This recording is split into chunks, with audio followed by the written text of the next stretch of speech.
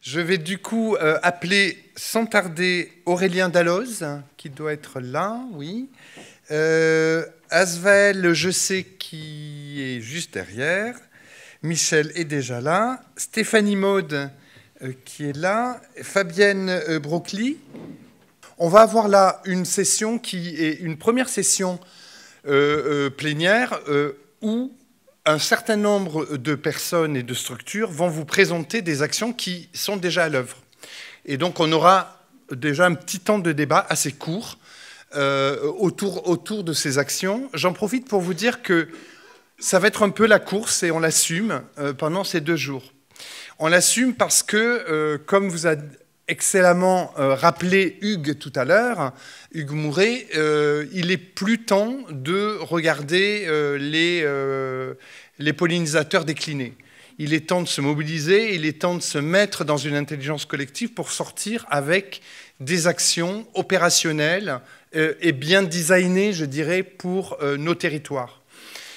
Durant ces 2 jours, on a choisi les formats d'échange. Là, vous avez des formats de bienvenue, vous avez des allocutions de bienvenue, puis là, des allocutions de présentation d'un certain nombre d'actions. Mais vous verrez que durant les 2 jours, on a favorisé la méthode des ateliers de travail avec la complicité d'une structure Zoopolis que vous allez découvrir au cours des 2 jours, qui nous a aidés à construire ces ateliers pour les rendre les plus interactifs, les plus efficaces, afin de sortir, non pas sur une liste de courses à réaliser et à demander auprès des ministères, mais plutôt de sortir avec un certain nombre de points d'attention à travailler chacun dans nos structures et dans nos territoires pour essayer d'enrayer ce déclin qui semble irrésistible, malheureusement.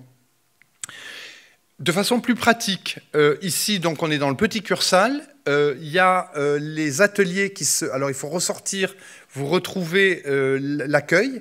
Et à l'étage, notamment, mais également en rez-de-chaussée, vous aurez les ateliers en question.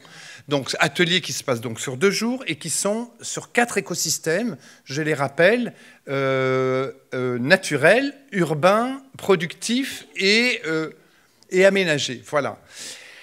Et dernier point de plus de logistique, les pauses déjeuner se font également à l'accueil. Derrière l'accueil, vous verrez, il y a un espace pour pouvoir se retrouver, déjeuner et pouvoir échanger de façon aussi plus informelle. Enfin, un certain nombre de personnes ici sont peut-être un peu des référents si vous avez des questions. Alors, vous voyez déjà tous les t-shirts jaunes, c'est Anthropologia qui pourra vous répondre. Mais en particulier, il y a Laura au fond qui lève la main. Il y a Caroline ici qui va également lever la main, je pense. Merci beaucoup. Et il y a Charlotte qui est en train de bosser à préparer la mise en place des ateliers. Voilà. Sans donc prendre plus de temps, je vais embrayer en demandant à Aurélien qui puisse intervenir. Alors Aurélien, j'en dis 2 mots. Il est chef de service adjoint à usage et gestion de la biodiversité à l'OFB, qui est l'Office français de la biodiversité et qui existe donc depuis 2 ans, je crois, ou peut-être un peu plus. Depuis début 2020. Depuis 2020, voilà. Donc Aurélien, je te passe la parole. Évidemment, je rappelle, et je serai intraitable sur les timings, parce qu'on n'a juste pas le choix, c'est du 8 minutes et pas plus. Ah, je pensais à un quart d'heure, moi, non? Non, absolument pas. Bonjour à tous, moi je suis très heureux de participer à ces assises. Pour moi, c'est la première fois. Très heureux, pourquoi? Parce que mon service usage et gestion de la biodiversité fait partie d'une direction qui s'appelle Acteurs et Citoyens. Je ne vais pas vous faire tout l'organigramme de l'OFB, rassurez-vous. Mais cette direction, elle fait aussi partie d'une direction générale déléguée mobilisation de la société. À l'OFB, il n'y a que 3 grandes directions générales déléguées. Donc la mobilisation de la société, c'est un marqueur. Effectivement, on est un jeune établissement, mais on a conscience qu'il faut mettre en mouvement, déjà nous mettre en mouvement, mais mettre en mouvement l'ensemble des citoyens, des acteurs, ça a été dit en introduction. Alors nous, on s'est intéressé aux pollinisateurs finalement assez récemment. on va dire en mi-2020, on s'est dit, tiens, il y a quand même un sujet qu'on n'a pas vraiment exploré en termes de mobilisation jusqu'à maintenant. Ce n'était pas forcément le cas à l'Agence française de la biodiversité. On avait des partenariats, notamment avec l'OPI, avec Noé, mais on n'avait pas été beaucoup plus loin sur la prise en charge de ce sujet. Et on s'est dit, mais il y a quand même un truc à jouer. Pourquoi ? Parce que derrière les pollinisateurs, on peut dérouler le fil des services qu'ils nous rendent, de l'importance qu'ils ont dans notre alimentation, pour notre santé, pour notre cadre de vie. Ils ont aussi un capital sympathie. On peut ici remercier Maya l'abeille, mais pas uniquement. C'est aussi l'intérêt, à travers les pollinisateurs, de pouvoir les voir quasiment partout, dans tous les milieux, même en milieu urbain dense. Donc en termes de sensibilisation, d'appropriation des enjeux, c'est quand même des sujets forts et phares, j'ai envie de dire. Et on peut agir en leur faveur à tous les niveaux. Même si on est un citoyen, qu'on n'a pas de jardin, si on a un petit balcon, on peut agir, etc., etc. Donc ça nous semblait vraiment un vrai sujet qui nous a permis aussi d'enclencher sur l'amnésie environnementale et son corollaire qui est la nécessité de se reconnecter à la nature. Alors bien évidemment, Michel l'a rappelé, on s'inscrit en tant qu'établissement public dans la continuité du plan pollinisateur et du règlement restauration écologique de l'Europe qui est à venir, et bien sûr dans le déploiement des politiques publiques. Donc ce qu'on a fait, c'est que rapidement, on s'est intéressé à une association que certains connaissent peut-être ici, qui s'appelle Arthropologia, et on a convenu d'un partenariat un peu particulier, qui est une coopération, c'est-à-dire que ce n'est pas une subvention assez classique comme on peut faire avec beaucoup de structures. Une coopération, c'est qu'on mutualise, on travaille ensemble sur des objets communs, et c'est dans ce cadre qu'on a notamment aidé à sortir la web-série avec les acteurs Merlin et Perceval de Kaamelott, qui vous expliquent en 1 minute ou 2 sur leur vélo, et de manière assez sympathique, les enjeux et les bonnes pratiques en faveur des pollinisateurs. On a aussi dans l'idée le déploiement massif du diagnostic pollinisation. Si vous ne connaissez pas, allez sur l'application en ligne qui s'adresse à la fois aux jardiniers amateurs, aux services espaces verts et également aux enseignants pour les cours d'école. Au-delà de ça, on a une nouvelle revue aussi à l'Office français de la biodiversité. Donc on a monté un dossier de cette revue sur les insectes pollinisateurs avec notamment Pascal Dupont et Bertrand Schatz, où on fait l'état des connaissances, les retours d'expérience qui fonctionnent. Ah tiens, il y a Besançon. Et bien sûr les outils à disposition des acteurs pour mobiliser. Et je vais faire un focus particulier sur un objet qu'on a diffusé en début d'année qui s'appelle le MOOC pollinisateur. Alors, petit sondage très court, à main levée, qui a déjà entendu parler du MOOC pollinisateur ? Wow. Alors, continuez à garder la main en l'air, continuez à garder la main en l'air. Qui s'est inscrit au MOOC pollinisateur ? Je vous vois. Et qui l'a suivi jusqu'à la fin ? Voilà. Merci pour ce sondage participatif. Ce MOOC, il a été créé par l'OFB en partenariat avec Réserve naturelle de France et l'appui technique de Tela Botanica, Arthropologia et On passe à l'acte. Un MOOC qui a réuni 17 000 inscrits, donc avec des chiffres qui sont presque faramineux pour nous, mais en tout cas, on est très content de ce dispositif-là. On a un taux de satisfaction de 93%. On a fait aussi une enquête post-MOOC. On a audité 600 personnes via un questionnaire en ligne. On s'est aperçu que 83% des personnes qui avaient suivi le MOOC avaient modifié leur perception vis-à-vis des pollinisateurs. Ouais, on se dit chouette, c'est sympa. 50% des personnes ont modifié leur pratique en faveur des pollinisateurs.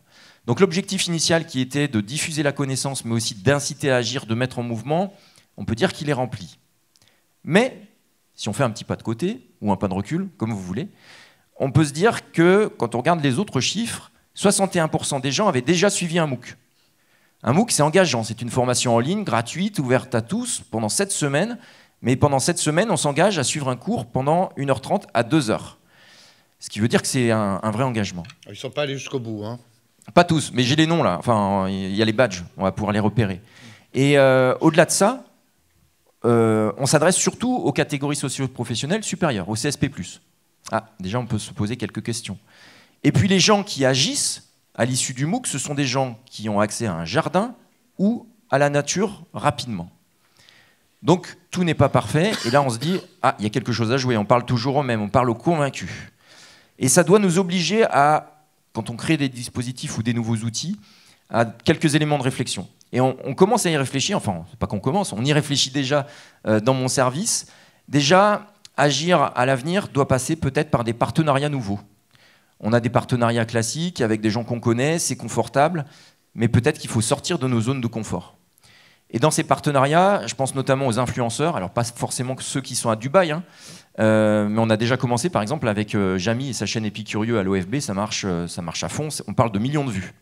Des partenariats aussi avec la presse, parce que dans mon service, auparavant, quand on avait des sollicitations presse qui tombaient à 18h, en fait on n'y répondait pas parce qu'il fallait faire l'interview le lendemain et qu'on avait une pile de mails dans nos boîtes. Et puis en fait, aujourd'hui, on s'est dit, on laisse la pile de mails, les mails de toute façon, ils trouveront réponse avec les 30 personnes qui sont en copie, et on répond systématiquement à la presse. Et depuis un an, on fait ça, et depuis un an, on peut diffuser massivement les bonnes pratiques dans les grands médias. Au-delà de ça, je pense aussi que, encore une fois, on est trop souvent dans nos zones de confort, et on fait des projets pour se faire plaisir. On a une idée, tiens, on va faire un guide ou un nouveau dispositif. Moi, je pense qu'il est plus difficile d'aller sur les dispositifs des acteurs cibles, mais c'est beaucoup plus efficace. Et demain, dans ce qu'on va créer dans le service, on va aller vers plus de difficultés, mais on l'espère, plus d'efficacité. Et je finirai sur quelque chose, pour nous, de majeur. On a dans notre équipe la chance d'avoir quelqu'un qui est spécialiste des sciences humaines et sociales. Et historiquement, on n'a pas assez utilisé les sciences humaines et sociales pour construire nos dispositifs, pour construire nos outils et pour massifier. Parce que ça a été dit, hein. Aujourd'hui, on n'a plus le temps de rester dans l'entre-soi. Et j'ai terminé, si c'est la musique de fin. On n'a plus le temps de rester au niveau expert. C'est bien d'être expert des pollinisateurs, mais il faut en faire des milliers, voire des millions. Et pour ça, les sciences humaines et sociales vont être au cœur de nos dispositifs. Parce que c'est bien de convaincre 1000 fois la même personne, mais c'est quand même mieux de convaincre une fois 1000 personnes. On va essayer d'aller dans ce sens-là. Merci. Merci beaucoup Aurélien. Et merci pour les pistes et l'honnêteté aussi de ce petit travail d'introspection de vos actions. Asvaël, je sais, qui a le micro, chef de projet conservation des espèces, et qui est à Patrinat, qui est un groupement de recherche avec pas mal de partenaires. Merci. Je ne sais pas s'il est possible d'afficher mon diaporama. Parfait. Je suis encore plus scolaire que Hugues. Je suis venu avec mon diaporama. Donc, je travaille à Patrinat, Arzevel, je sais. Donc, Patrinat, c'est un centre d'expertise. On ne fait pas exactement de la recherche, qui a plusieurs tutelles, dont les tutelles principales sont l'OFB et le Muséum d'histoire naturelle de Paris. Et donc, moi, j'ai deux missions principales. La première, c'est de co-animer avec le comité français de l'UICN le programme de liste rouge nationale des espèces menacées, donc au niveau national en France. Et ma deuxième mission, c'est d'être référent pour mon service sur les insectes pollinisateurs. Et du coup, je profite de cette présentation pour faire le lien entre ces deux missions et vous présenter l'avancement des listes rouges des insectes pollinisateurs au niveau européen, national et régional.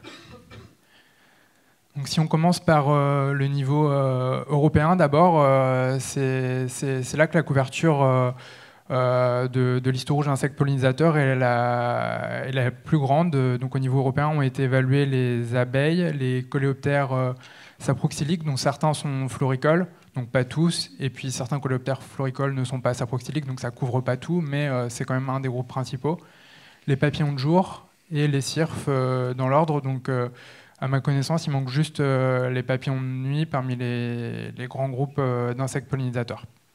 Et donc, si on voit la répartition des espèces menacées dans les camemberts en bas, il y a de grosses divergences parmi les groupes. Donc, les cirfes, tout à droite, ont un pourcentage d'espèces menacées très élevé et en même temps un pourcentage d'espèces en catégorie DD, donc c'est-à-dire en données insuffisantes, c'est-à-dire les espèces qu'on n'arrive pas à évaluer parce qu'on n'a pas assez de données, on n'a pas assez de connaissances, qui est très faible. Donc ça, c'est un groupe qui est très bien connu, du coup, et avec en même temps beaucoup de menacés. Les papillons de jour, un peu moins de menacés, mais pareil, très peu d'espèces DD. Et les deux groupes de gauche, donc coléoptères et abeilles, c'est l'inverse. Il y a beaucoup d'espèces qui sont classées en catégorie DD, donc pour lesquelles on a peu de connaissances. Et donc, pour les abeilles, on voit qu'il y a 4% d'espèces menacées, mais en fait, ça ne veut rien dire quand il y a 60% d'espèces DD, parmi lesquelles il pourrait y avoir la totalité d'espèces menacées, quoi. Voilà, donc une grande couverture au niveau européen pour la liste rouge, mais avec des grandes divergences de connaissances suivant les groupes. Si on passe au niveau national maintenant, donc ça c'est l'avancement du programme. Donc on voit à gauche les territoires avec l'Hexagone d'abord, puis les Antilles en rouge, l'océan Indien en jaune et le Pacifique tout en bas. Et les différents groupes d'espèces qui ont été évalués avec la flore d'abord, donc si on prend la frise du haut, les vertébrés, puis les invertébrés, différents groupes. Donc si on prend le symbole de la fourmi qui représente les insectes, donc la colonne du milieu, parmi les insectes pollinisateurs, en fait, il n'y a quasiment que les papillons de jour qui, au niveau national, ont été bien évalués. Donc, dans presque tous les territoires où on pouvait le faire, donc Polynésie française, on ne l'a pas fait parce que ce n'est pas un territoire qui dépend du ministère de l'écologie, donc c'est un territoire qui passe après pour nous. On vient aider quand on a fait le reste. Les TAF, je ne suis pas sûr qu'il y ait des papillons. La Guyane, les connaissances ne sont pas assez évaluées, sont pas assez avancées. Il reste Mayotte qui est en cours. Donc papillons de jour, on a presque tout fait. Après viennent les coléoptères. Donc on a fait les longicornes et les scarabéoïdes dans 2 territoires, Martinique et Guadeloupe. Mais tous les autres territoires, ça reste à faire. Les abeilles, ça a été fait qu'en Guadeloupe. Et les cirques et papillons de nuit, nulle part. Donc il reste beaucoup de travail au niveau national. Juste au niveau de l'Hexagone, les papillons de jour ont déjà été faits et on espère qu'elles vont être actualisées. La liste va être actualisée dans quelques années. Et il y a les abeilles qui sont en cours pour les groupes qui arrivent. Et donc si je passe au niveau régional, en France, comme au niveau national, c'est les papillons de jour qui ont été le mieux couverts avec des listes rouges régionales publiées ou en cours dans quasiment toutes les nouvelles régions. Pour les coléoptères, c'est pareil qu'au niveau national aussi. Il y a 2 listes rouges régionales dans les nouvelles régions et c'est tout.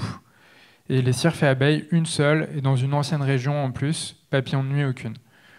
Voilà, donc il reste beaucoup à faire au niveau national et régional pour les listes rouges d'insectes pollinisateurs.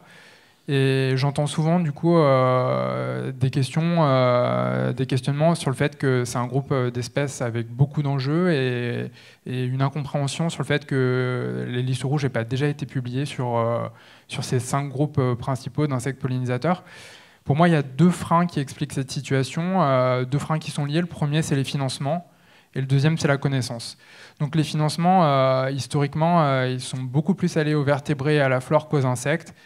La bonne nouvelle, c'est que depuis quelques années, ça se débloque, notamment avec le plan pollinisateur dernièrement. Et donc ça va permettre de lever le deuxième frein, qui est celui de la connaissance. Malheureusement, à partir du moment où les financements sont débloqués, la connaissance, elle ne se transforme pas tout de suite en liste rouge. Donc il va falloir attendre encore un peu, mais on est positif sur le fait que la situation évolue dans le bon sens maintenant. Voilà, et je finis avant la musique de fin, Vincent va être content. Merci beaucoup. J'en profite, Ismaël, pour rappeler qu'on a une table ronde demain sur des indicateurs sur l'état des pollinisateurs et de la pollinisation. Donc on aura l'occasion, je vous le dis d'avance, de pouvoir échanger plus longuement sur toutes les données que tu as présentées et sur les enjeux autour de ces questions. Mais c'est très bien de l'avoir fait d'entrée de jeu. Je vais tout de suite passer la parole à Fabienne Brochely, qui est adjointe à la biodiversité, aux espaces verts et à la transition écologique pour la ville de Besançon, qui va nous relater un peu plus précisément que Madame la maire les actions qui sont développées en faveur des pollinisateurs et de la biodiversité. Merci. Merci. Eh bien, bonjour à tous déjà, et puis merci à vous tous d'être là pendant ces assises. Je vous souhaite à mon tour la bienvenue, bien sûr, pour ce temps fort pour notre ville de Besançon. Je rappelle que nous avons accueilli l'an passé les assises de la biodiversité à Besançon, qui ont permis, là aussi, des rencontres et des ateliers pour avancer ensemble, échanger des bonnes pratiques et puis proposer des pistes d'action. On va revenir à cette édition, cette 3e édition des Assises des pollinisateurs. Elle est importante, bien sûr, à plusieurs titres. Alors, je ne vais pas refaire les constats qui nous réunissent lors de chaque édition. Vous avez été nombreux à les rappeler. Chacun de nous, ici, est conscient de l'effondrement qui s'amorce et qui concerne absolument toute la chaîne du vivant. Et parmi elles, bien sûr, les populations d'insectes, et en particulier des insectes pollinisateurs, qui sont, on le sait, décisives pour la survie de tout notre écosystème. Le constat est connu, il est documenté. Les causes également, les pesticides, les pollutions, les destructions des milieux, l'artificialisation des milieux agricoles, naturels, forestiers, et puis tous les impacts du changement climatique. Nous sommes aujourd'hui à un tournant. Les espèces disparaissent à une vitesse folle, on l'a tous constaté. Mais nous savons aussi que lorsque des solutions sont mises en œuvre, la nature sait reprendre ses droits et elle sait retrouver sa place.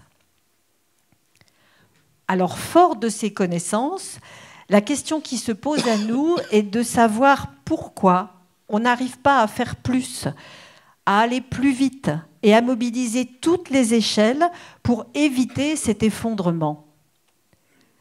Réduire sera difficile. Compenser en matière de vivant n'est pas non plus une option. Éviter est notre seule séquence possible. Éviter que la biodiversité et avec elle l'ensemble de notre écosystème ne sombre, tout simplement.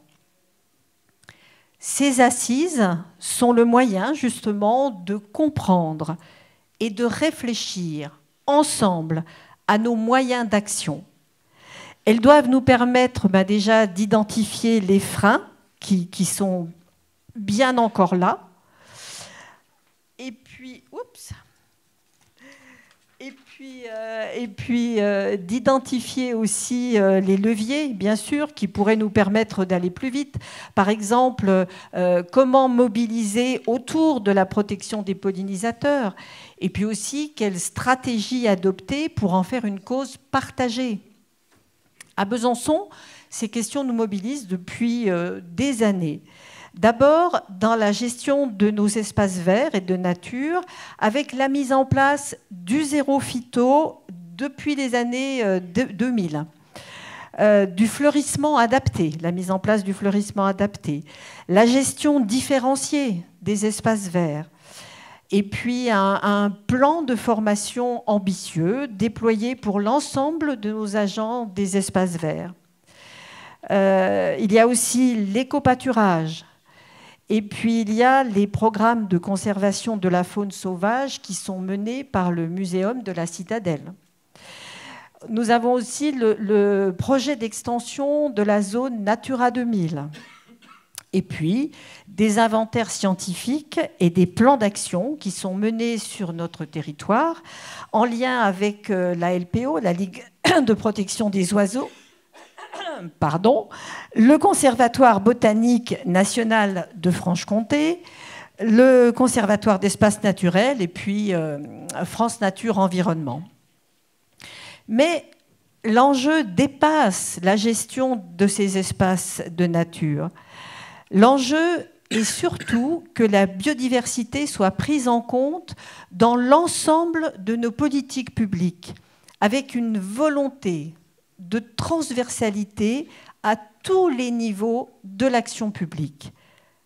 À l'échelle de la ville de Besançon et du Grand Besançon, cela se traduit par exemple par la prise en compte des connexions écologiques dans les aménagements, dans tous les aménagements des espaces publics.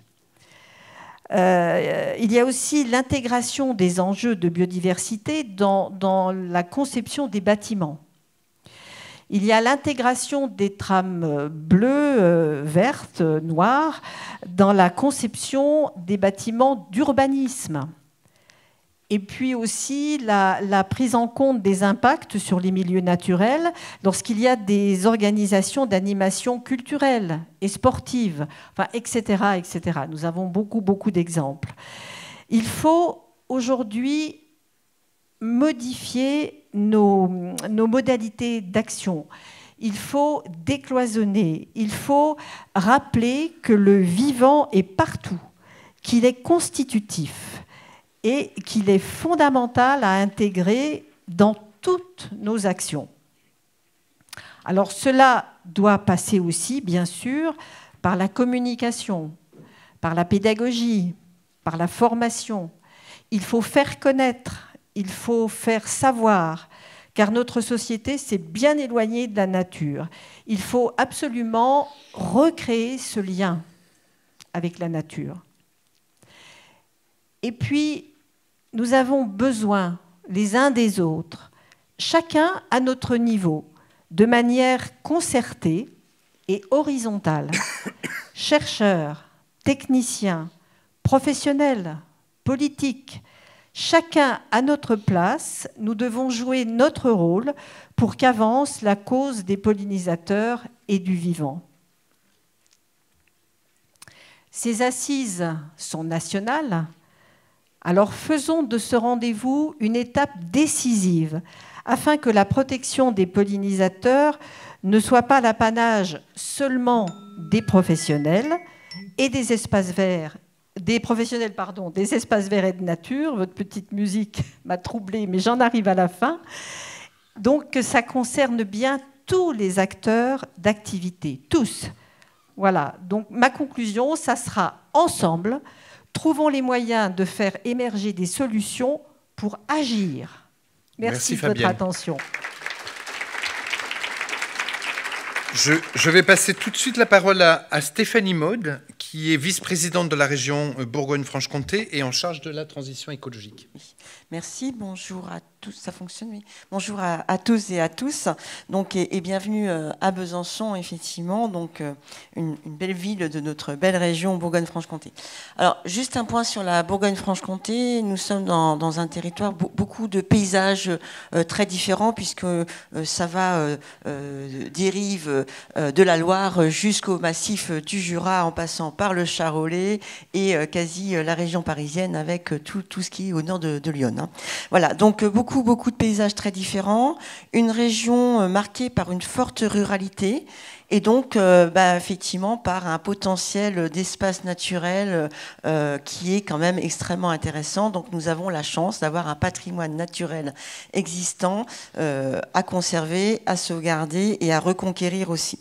Alors, la région, donc une région, on est déjà, donc les régions sont chefs de file biodiversité. Donc à ce titre-là, nous sommes en charge finalement d'être un peu les grands assembliers de tout ce qui se passe autour de la biodiversité.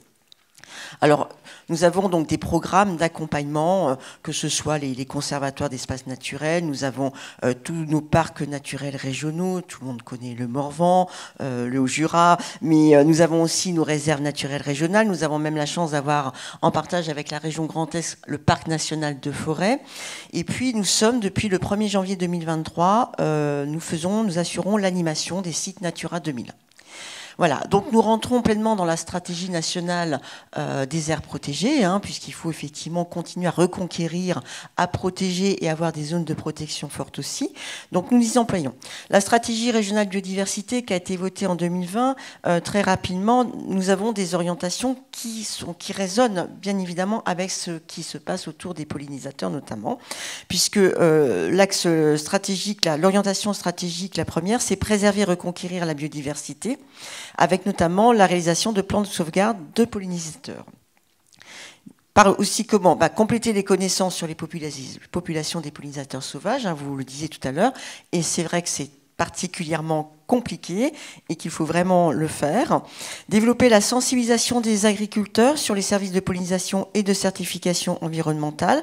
Nous avons aussi, c'est une région qui est donc un tiers de forêt, mais avec aussi une part de population et d'agriculteurs bien au-dessus de la moyenne nationale, donc un enjeu très très fort envers les agriculteurs. Et puis, c'est aussi inciter, financer des opérations de création de zones de ressources alimentaires pour les sauvegardes, pour les espèces pollinisatrices. En orientation stratégique B, nous allons mettre la biodiversité au cœur de l'aménagement du territoire dans un contexte de changement climatique. Elle promeut la restauration et la mise en œuvre de solutions fondées sur la nature. Je pense que ça sera bien outillé pendant les 2 jours que nous allons passer ensemble. Également favorable aux pollinisateurs. Et puis nous avons l'orientation stratégique D, qui est la mobilisation de tous informer et former les professionnels, ce qui implique aussi, encore une fois, le monde agricole, ainsi que celui de l'aménagement et de la construction, ça a été dit, parce que tout l'intérêt aussi maintenant, c'est que dans les plans d'urbanisme soit pris vraiment en compte, en milieu urbain, la nécessité absolue de la continuité écologique et de la sauvegarde de la biodiversité.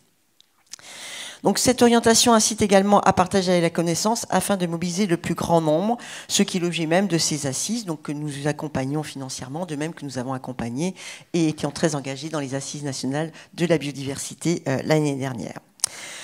Donc ces actions sont reprises dans ce qu'on appelle un règlement d'intervention. Ce sont donc des politiques de subvention.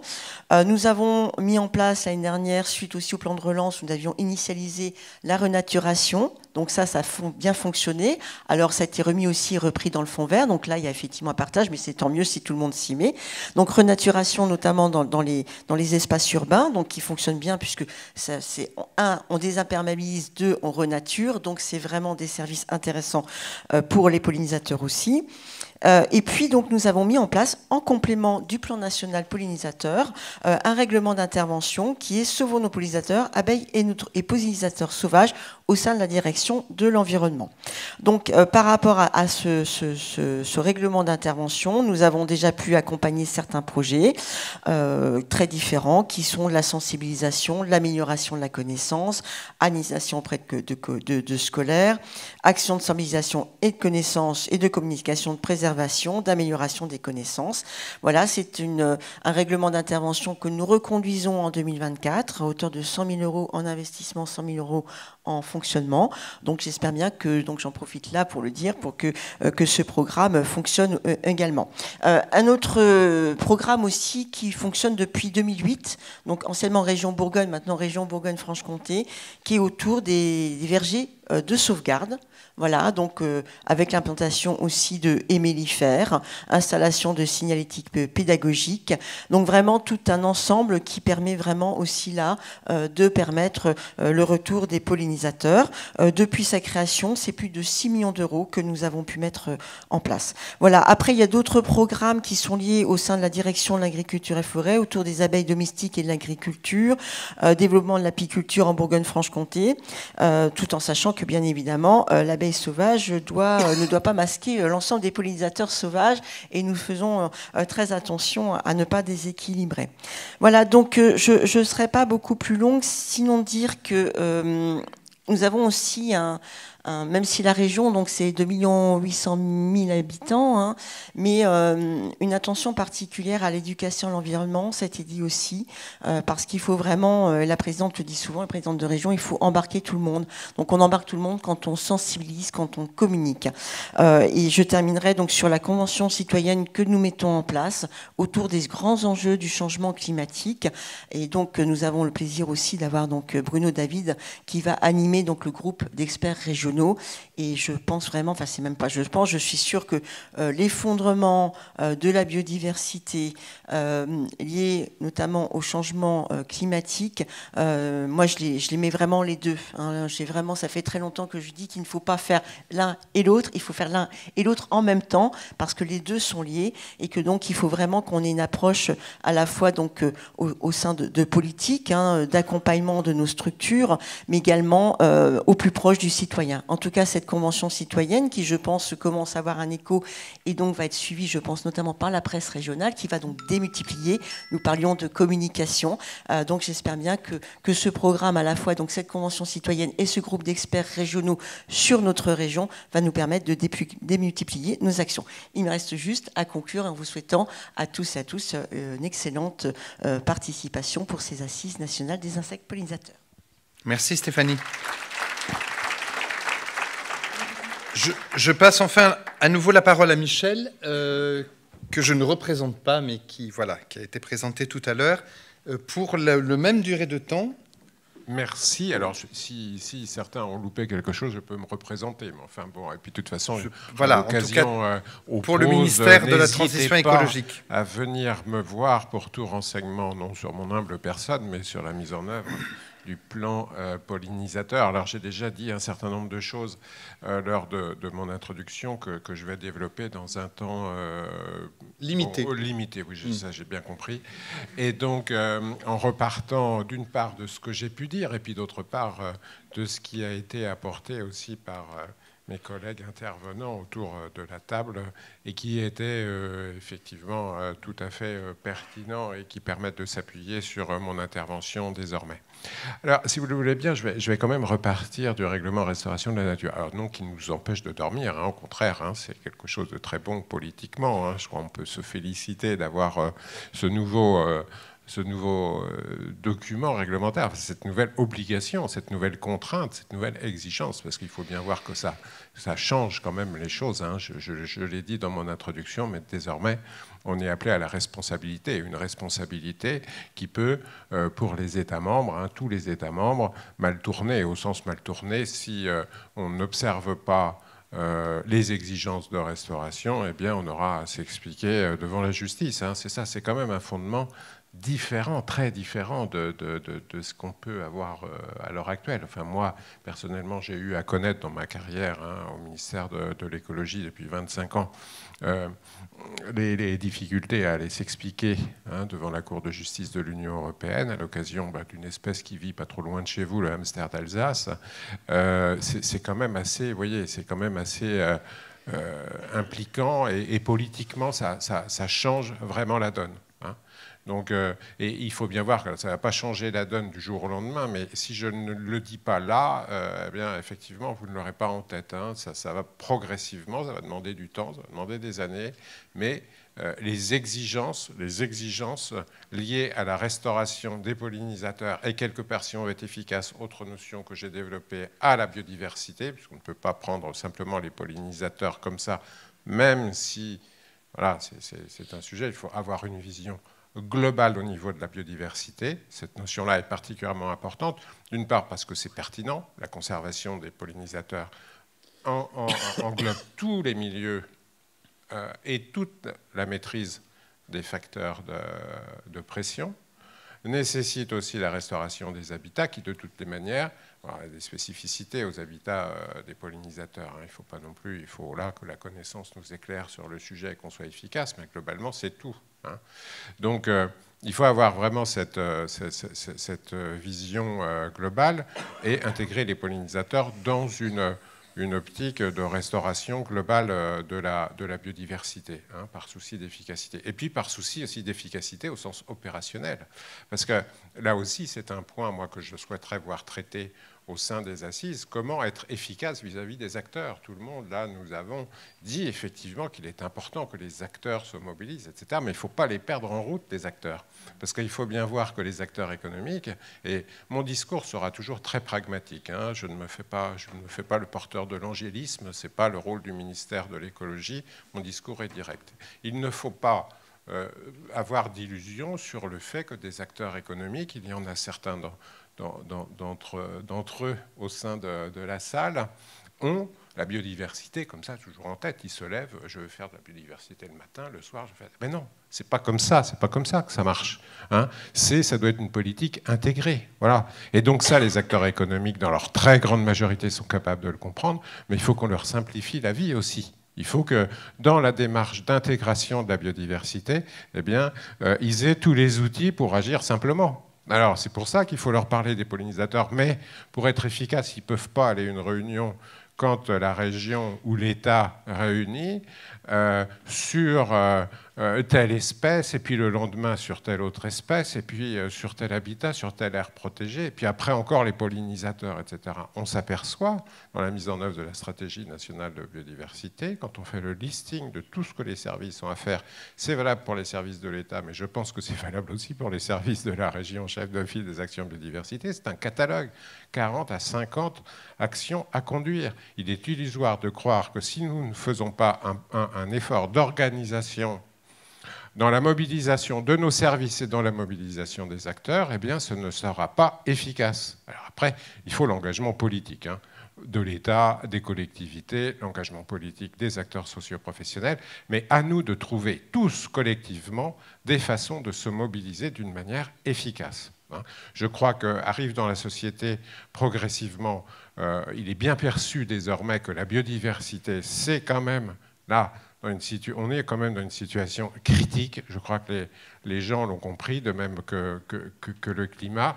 On a besoin maintenant de toujours marteler, de fournir des informations, mais d'avoir le souci de l'efficacité organisationnelle, de trouver les bonnes méthodes, parce qu'il y a encore des collectivités, pour ne parler que d'elles, qui téléphonent ou qui envoient un mail au ministère en disant, au ministère, je dis bien, et c'est pas bon signe, eh ben nous, on voudrait, il y a un engagement politique dans des collectivités qui font, je sais pas moi, 10 000 habitants, quand même, c'est pas rien.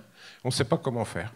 On ne sait pas comment faire, par quel bout prendre la protection de la biodiversité. Et tout ça remonte à Paris. Alors c'est très bien, parce que nous, ça nous éclaire, mais ça ne devrait pas, à la vérité, remonter à Paris. Vous voyez, ça devrait être d'abord dans nos services de l'État, dans les services des collectivités, et puis même les gens ne devraient pas se poser la question au service de l'État, ils devraient trouver la réponse d'emblée, en disant je veux m'occuper des pollinisateurs, je sais que je dois prendre le contact de tel service public, et puis de ces relais au niveau associatif ou technique des établissements publics, et puis les choses roulent. Voilà, rien que ça, si on est efficace. Il faut qu'on soit vraiment efficace d'un point de vue organisationnel. Et j'aimerais vraiment qu'on puisse le faire, parce que tout à l'heure, j'ai parlé de la mobilisation du plan pollinisateur. Effectivement, alors, certains d'entre vous ont largement participé à l'élaboration. En 2021, moi j'étais pilote, ça demandait beaucoup de travail, beaucoup de travail. Réellement, c'est pas pour me plaindre, parce qu'on a des métiers très intéressants, mais beaucoup de travail.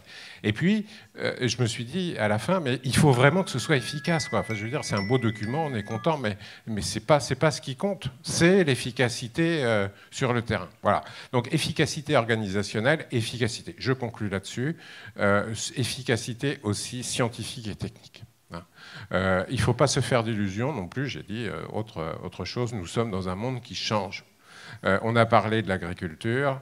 J'aurai l'occasion d'en parler dans les ateliers. Très satisfait de l'axe 6 du plan et de son début. Mais il faut voir les choses en face. L'agriculture, de même que d'autres territoires, sont en profond changement depuis des décennies.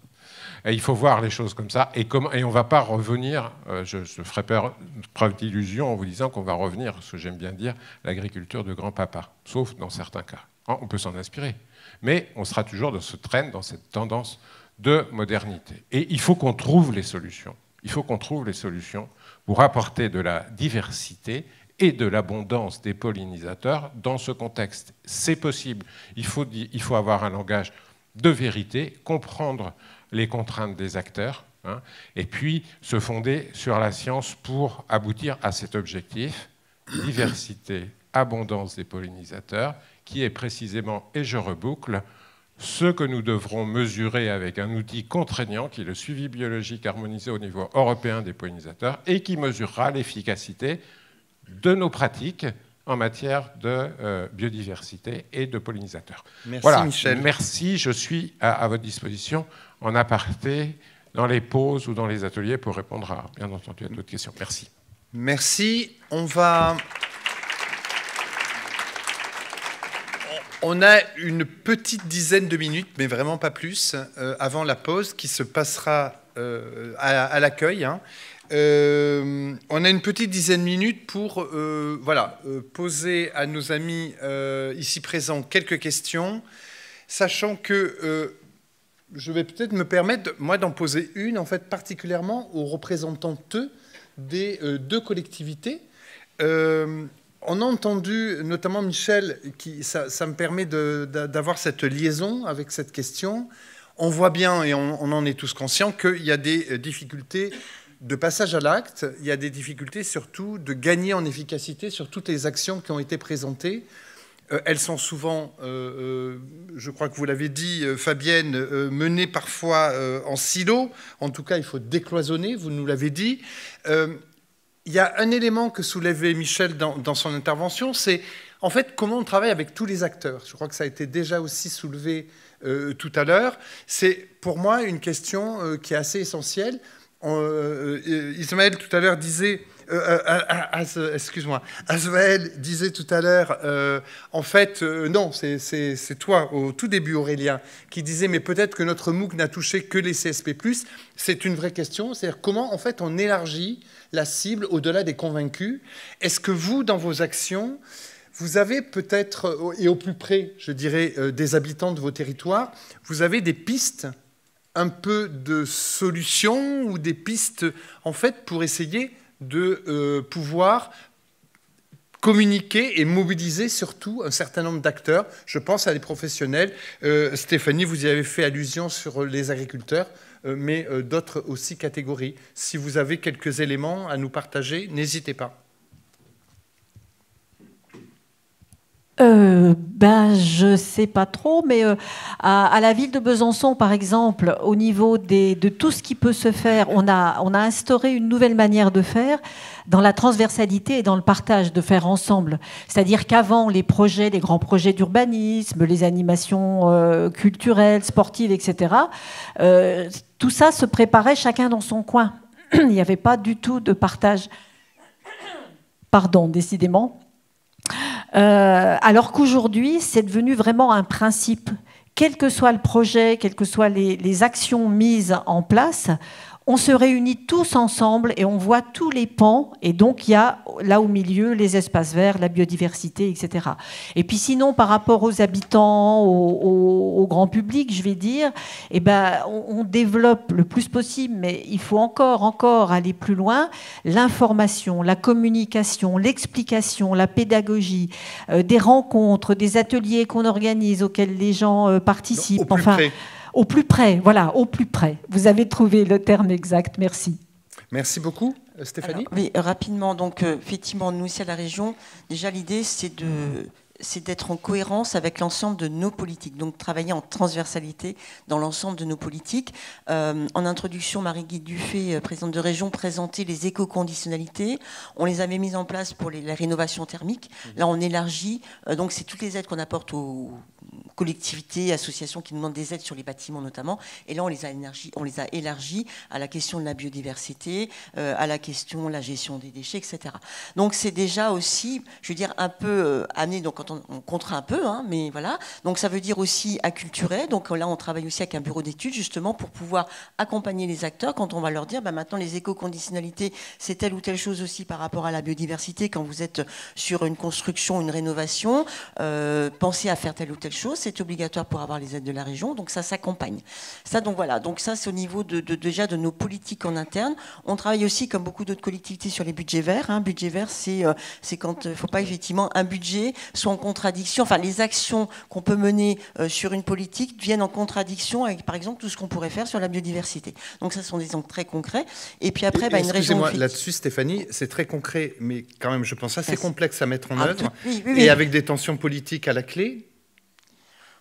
Dans un exécutif qui met en avant la transition écologique comme cœur de mandat, non, je dirais que c'est compliqué après trouver les bons indicateurs, le bon niveau de la politique, à la maille fine, hein, comme on dit, jusqu'où on va, donc. Alors, ça se construit sur plusieurs années. Hein. On l'a initié, on regarde vraiment. En tout cas, voilà, c'était. Vous l'avez mis en œuvre quand, ça ? On le met en œuvre là. On commence à le mettre en œuvre là. Hein. Donc, nous avions participé d'ailleurs aussi à une expérimentation sur les politiques en lien avec la biodiversité, sur une expérimentation nationale. Donc, et là, on avait mesuré effectivement la complexité de mesurer. On était sur les politiques agricoles de la région aussi. Donc, on avait regardé vraiment tout ce qui était en faveur de la biodiversité. Voilà. Et puis après, alors, l'échelle d'une région, c'est pas normalement d'aller jusqu'au citoyen en tant que tel, c'est plutôt d'accompagner d'autres collectivités ou d'autres acteurs institutionnels, associatifs et autres, pour que eux, ils aillent justement. Hein. Donc, quand on accompagne des CPIE, quand on accompagne les SEN, quand on accompagne des politiques d'éducation à l'environnement, ça va jusqu'aux citoyens. Et puis, par contre, je vous parlais tout à l'heure de notre politique verger, conservatoire. Là, effectivement, c'est une particularité puisque c'est ouvert aux institutionnels, mais jusqu'aux citoyens. Voilà, avec beaucoup de succès. Merci beaucoup. Je vais peut-être prendre une question s'il y en a dans la salle. Vous levez la main. Oui, il y en a une là devant. Peut-être préciser s'il y a une personne en particulier à qui vous voulez vous adresser. Mais sinon... Merci. Alors c'est à la fois une question générale et puis peut-être une contribution aussi, si vous le voulez bien. Oui, de toute façon un peu bref, oui. Je m'appelle Élise Guillermet, je suis anthropologue. Donc il y a juste une petite lettre qui change par rapport à l'association. Et donc chercheur en sciences humaines. Donc merci d'avoir souligné l'importance pour comprendre qu'est-ce qui amène au changement de comportement ou au changement pour la mobilisation. Je travaille dans la région je suis porteuse de la fiche d'action pour la mobilisation sociale contre le moustique tigre. Donc on est sur l'autre côté de la face. C'est-à-dire que comment on vit avec les insectes. Hein. Vous en parlez de certains qui jouissent d'une bonne image et qui sont essentiels. Et on peut dire que les gens qu'on a face à nous, ils sont sensibilisés. Et nous, on doit travailler sur la présence de ce qui est vu avec un point de vue anthropocentré comme d'inuisible. Donc comment est-ce qu'on fait? Vous parlez de l'importance de l'écosystème. Et c'est vrai que nous, du côté santé publique, santé humaine, comme vous le disiez aussi, ça ne suffit pas de parler de santé humaine, mais bien d'une seule santé. C'est un changement de paradigme maintenant majeur, mais dans lequel tous les ministères ne sont pas forcément associés.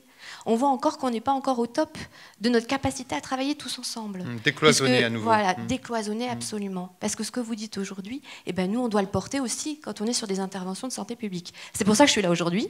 C'est pour me nourrir de tout ce que vous dites, pour que notre discours soit meilleur, plus cohérent. Mais ce que je me demandais, c'est aussi, de l'autre côté, comment est-ce que vous arrivez à composer avec, finalement, ces menaces aussi qui sont là, ou cette perception négative du vivant avec lequel il faut composer. Donc ça, c'est ma question.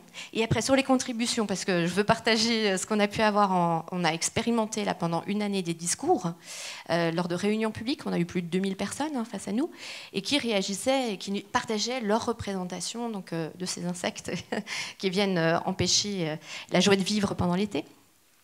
On a des gens qui sont très très sensibles à la biodiversité. Ils vont nous dire, moi dans mon jardin, j'accueille de la biodiversité, je veux continuer d'en accueillir. Enlever l'eau, est-ce que je vais continuer de pouvoir donner à boire aux hérissons? Je donne de l'eau à boire aux abeilles, comment faire? C'est très simple, la solution contre le moustique ne vient pas empêcher ces gestes-là. Donc c'est une chance. Mais on a aussi des gens qui ont ce réflexe systématique de dire, on n'en peut plus, il faut pulvériser. Donc comme vous le disiez, le cadre légal, il est essentiel, parce qu'il pose la limite. Le cadre légal est contre la pulvérisation qui ne soit pas raisonnée par rapport au cas de maladie qui serait présent, c'est la seule exception. Donc on a un cadre qui met la limite à ce que nous disent les gens. Mais on n'est pas encore très bon, comme je vous le disais, nous, dans notre discours, par rapport à pourquoi pas d'insecticides, etc. On a besoin de bosser ensemble. On a besoin de vous pour être meilleurs. Nous, c'est toutes des occasions de sensibilisation où il faut qu'on soit bon, de votre côté et du côté de la santé humaine aussi. Voilà. Merci beaucoup. J'en profite pour dire que dans les ateliers, mais aussi dans la table ronde qui va suivre tout à l'heure, toute cette dimension des sciences humaines et sociales se rend vraiment au cœur des réflexions et du travail, et notamment de la perception du vivant auquel vous avez fait allusion, et je vous en remercie. Je vais peut-être passer... Non, Michel, excuse-moi. Ouais. Non, je vais passer la parole à Aurélien. C'est dommage, on s'était coordonnés là en off. On allait faire une réponse au top. C'est ça, je respecte la hiérarchie. Non, mais du coup, je répondrai pas sur le cadre théorique si tu veux rebondir dessus. Mais alors moi, je viens d'une commune du sud de la France, donc le moustique tigre, je le connais bien. Mais peut-être moins sur le moustique tigre que sur la. Oui, mais il me laisse pas dérouler mon truc. Hein. Non, mais juste sur le moustique tigre, je pense qu'il faut aussi ne pas mentir aux gens. Le moustique tigre, il est là, il sera toujours là, quoi qu'on fasse. Et ça, on a tendance à l'oublier, et du coup à rentrer dans une guerre contre la nature, et à faire croire qu'on va pouvoir, nous, lutter contre. Et je pense que travailler, du coup, sur des perceptions en lien avec le risque, on ne le fait pas assez. Dans le Sud, on a l'EID Méditerranée qui avait ce discours-là, qui commence un peu à évoluer. Et je pense que c'est une des clés, déjà ne pas mentir, et effectivement de travailler sur les perceptions des acteurs. Des moustiques, il y en aura toujours. Il est là, maintenant, c'est fini. Et de manière générale, sur les perceptions que l'on a, nous, à travers les négociations qu'on peut avoir avec les acteurs, et ben en fait, c'est parfois pas très compliqué, hein, on les met autour de la table. Je prendrai 2 exemples, et j'étais très content ce matin de retrouver Fadel Bioberry qui a monté avec moi un centre de ressources sur le génie écologique. On a mis les gens autour de la table, entre les travaux publics et les gestionnaires d'espaces naturels. C'était un sacré défi au départ, hein, c'était pas facile, et surtout on a travaillé sur les perceptions au départ. Avant de monter des outils, des dispositifs, on s'est dit, mais alors c'est quoi ton univers à toi? Explique-moi un peu ton métier, et inversement. Et je pense que quand on a des débats avec la population, on peut retrouver cette nécessité de travailler sur les perceptions avant toute chose. Mais aussi être clair sur les objectifs des politiques publiques. Il faut pas faire croire aux gens qu'on va... Ok. Voilà. Je finis. Oui, vraiment finir parce que là, le temps a débordé. Et si vous voulez avoir une pause, vous voulez avoir une pause ou pas? Bon. Non, mais j'ai terminé. J'allais citer un autre exemple, mais voilà. Voilà. Perception et être clair. Voilà. Merci. On va s'en tenir là. Et vous avez une pause qui va être à l'accueil.